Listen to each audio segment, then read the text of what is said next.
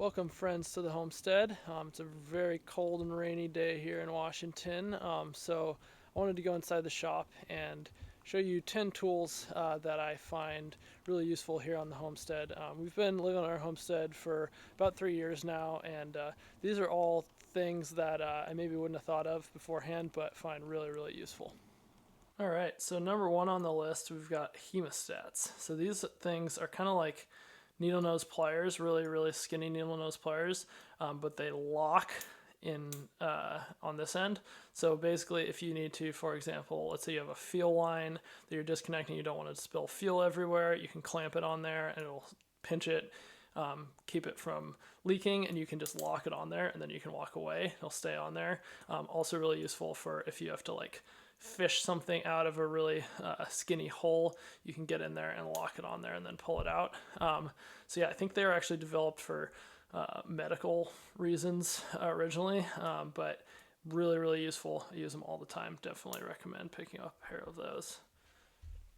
Number two on the list, we've got a stepped drill bit. So these things are used for making holes larger. So once you have an existing hole, if you want to bore it out to be larger, that's exactly what this is for. They call them in all different sizes and shapes. They work really, really well with things like sheet metal. But once you've drilled a hole, sometimes with a regular bit, it's really hard to get it centered and make the hole bigger and keep it clean. And these just do a perfect job of, enlarging a hole and keeping it really clean. I've also used fancy ones, which are very expensive. This one is from Harbor Freight, and to be totally honest, I don't really notice a difference. The Harbor Freight ones or other cheap ones seem to do fine. In general, I always believe in buying good quality tools. I believe in, buy once, cry once, but in this specific case, I've had no problems whatsoever with the cheap ones. So stepped drill bit is another thing I definitely recommend. Number three is a small ratchet. So this is actually one that I inherited from my grandfather, but it's a 3/8 ratchet, but only a few inches long, just hand sized. That's really useful for two reasons. One is it's just easier to get into tight spaces. You don't have a big old ratchet hitting things as you're turning it. If you don't have a lot of space to move it, you can turn it in a smaller area. And secondly, when you're putting bolts and nuts on with this, you won't over torque them. So it's really nice to be able to just have a little stubby little ratchet that you can kind of, you can in most cases crank on this as hard as you want, and you're not going to over torque anything just because you don't have that much leverage. So another really useful thing that I definitely reach for a lot. Next up, number four, we've got a block plane, and specifically this Stanley number 118 block plane. These are really cheap because they're not made out of cast iron. They're made of steel. They were actually developed, I believe, originally for like wood shop students because you can drop them and they won't crack like cast iron. I do have a couple of nicer block planes as well that I use for woodworking, and they're great. But honestly, this guy is the one that I reach for when I just need to like make some rough adjustments to things. As long as the blade is sharp, it works great. It's super easy, and like I said, they're cheap. They're widely available, and you can get them on. I got this one on eBay, and they're just super useful for any sort of like rough woodworking type of stuff around the house, whether that's getting a door to fit better or just anything like that. And yeah, just the number 118 is a really, really slick little cheap workhorse. Next up, we've got this Estwing mallet plastic hammer. This thing is really useful. Anytime I don't want to mar a surface, I'll definitely use this guy. So, where a metal hammer sometimes will mar things, this is rubber on one side and like a hard plastic on the other side, and it's pretty heavy. You can really still get plenty of force with it, really give some good whacks, but it's nice because it's not gonna mess up your surface. So when there's things that you want to, whether you're pounding wood or plastic or anything, softer metals that you don't want to damage with a quote unquote regular hammer, this thing is really useful and something I definitely use all the time. Number 6 we've got the Knipex pliers wrench. These things are really cool. I will say they are not cheap. They're made in Germany, super high quality, but they definitely demand a pretty penny. That being said, they're super useful because basically what it is a combination between pliers and a wrench.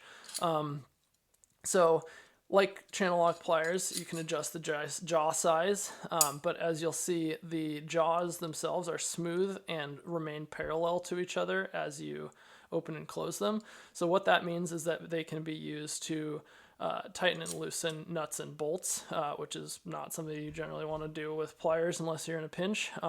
So you can tighten and loosen nuts and bolts without damaging them. Additionally, unlike a crescent wrench, these guys also actually grip the nut or bolt when you squeeze the pliers part, so they're much less likely to round it off compared to a crescent wrench.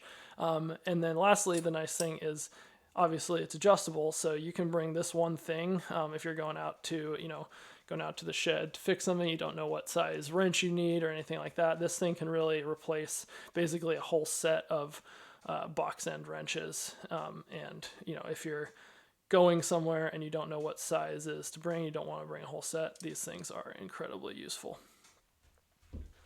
Next up, we've got the Hacksaw. So this is a Milwaukee tool. I would imagine that the other brands have something similar, but basically what this is a one-handed sawzall. So compared to the traditional two-handed sawzalls, this one is just so much easier to use. You can get it into tight spaces. You can use it overhead. We use it all the time with a wood blade for trimming and pruning trees. Anything that sort of lands in between what loppers can do and what a chainsaw is needed, this is perfect for. Also use it for cutting metal pipe, kind of just anything that you would cut with a handsaw, you can do with this. And like I said, since it's light enough to be used, it's designed to be used one-handed, you can also use it two-handed, but I actually don't even have a traditional full-size two-handed sawzall because this thing is just so useful that I've never felt the need to have one. So yeah, the Milwaukee Hacksaw one-handed sawzall is another really, really nice thing to have around, something we use all the time. Next up is another Milwaukee tool, and this is a cordless heat gun. So this one is kind of, something that when I bought it, I wasn't sure how much I would use, but I actually end up using it all the time. It's just, it doesn't get as hot as a regular full-on corded heat gun, but the ability to just use it anywhere and not have to be close to an outlet is just really, really, really nice. The other day, I had to put the new tab stickers on my truck and it was really cold and icy out. So I just grabbed this thing and went out and heated up the place where I was going to stick the sticker to make sure that it stuck properly. It's great for, heat shrink tubing, anything like that. Anytime you need adhesive to stick or, using it to, any time you need heat and you're not close to an outlet, or you are, I use it in the shop all the time too. Just so convenient to have the cordless heat gun. I use this thing all the time. I actually bought this one on eBay in unknown condition, and it works great. It's obviously been used a lot by someone else, but still just continues to do the job for me. So definitely recommend one of these guys. Number 9, we've got this Warn cordless drill winch. So this thing is powered by a drill. It's got free spooling mode there, and then you can lock the clutch, and you basically just throw a drill on here.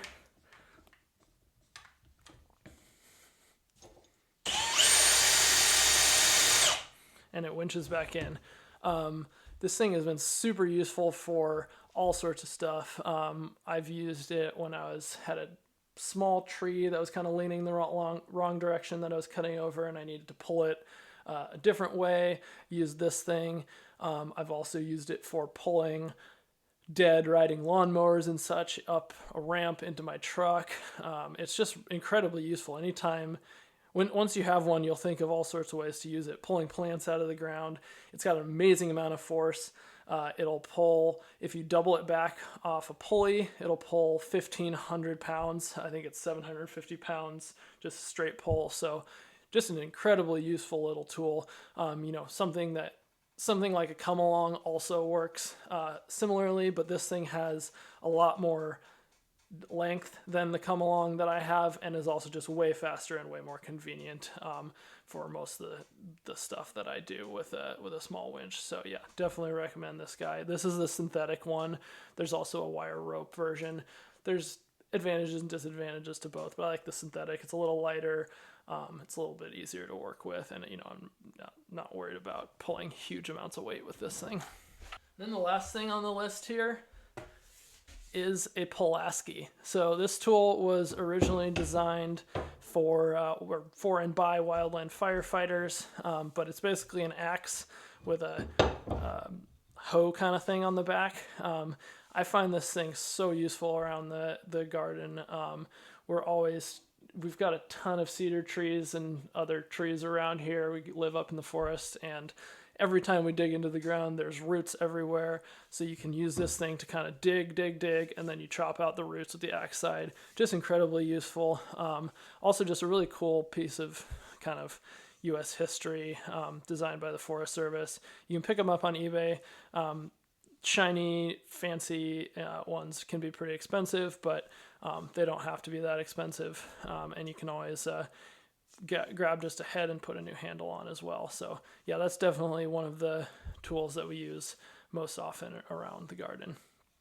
And it's getting pretty cold in the shop, so I think it's time to go inside for the evening. I hope you guys enjoyed all that, found it useful. Like I said, these were just tools that I found really helpful after living on our homestead for about 3 years. Just kind of some interesting things that don't generally tend to show up on lists of tools to buy. So any questions, feel free to leave them down below in the comments, and thanks for watching.